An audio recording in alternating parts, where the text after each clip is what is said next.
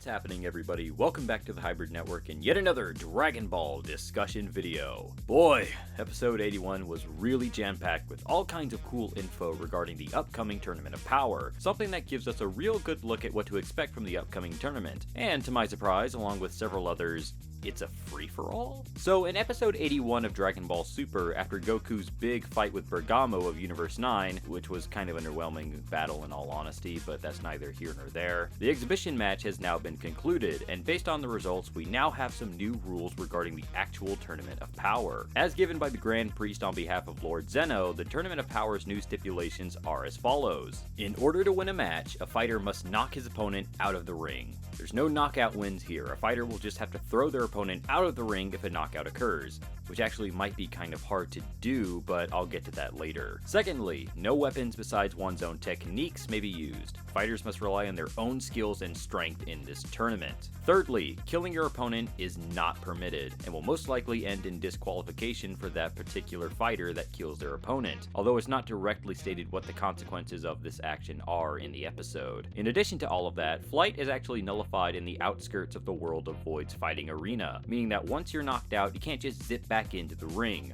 Ring out means ring out, for good, which means that this tournament is probably going to deal with just as much strategy in terms of placement as it does strength. But the most interesting new rule to come out of this was the fact that the Tournament of Power will be consisted of one match. That's right, all 80 warriors from 8 different universes will be fighting each other in an all-out free-for-all, where the team with the most members left will be declared the winner and the sole survivor of the Tournament of Power. Now this is pretty interesting in regards to the actual approach that fights will have in this tournament, and it's exactly what I kind of predicted in my previous musings on the Universal Survival arc. This is going to be a test of skill and strategy, not only strength. It wouldn't matter if your team was composed of extremely powerful warriors. If they were to get wrung out, it'd be over. You need people that actually know how to play the battlefield, not just be able to outlast the opponent in terms of strength. So I think Goku's decision to include Tien Shinhan, Krillin, and Master Roshi makes a lot more sense here. However, the new rules might not favor Universe 7 in the slightest. This episode showed us the true extent of Goku's sort of oblivious nature towards the fate of the other universes, or rather just his complete lack of empathy, and Bergamo uses this along with his bold words to instigate a form of open hostility towards Goku, and by extension, Universe 7. This free-for-all battle royale makes the perfect ventilation of these frustrations towards Goku and the rest of his team from Universe 7, for as soon as the battle begins, all of the fighters from all of the different universes can just straight out bump rush Universe 7's fighters out of pure anger and urgency to protect their universes, making it all the more urgent that Universe 7 survives. After all, the Super Dragon Balls are being offered as the prize, but after everything that Goku has made these other universes go through, would they actually wish for Universe 7 to come back?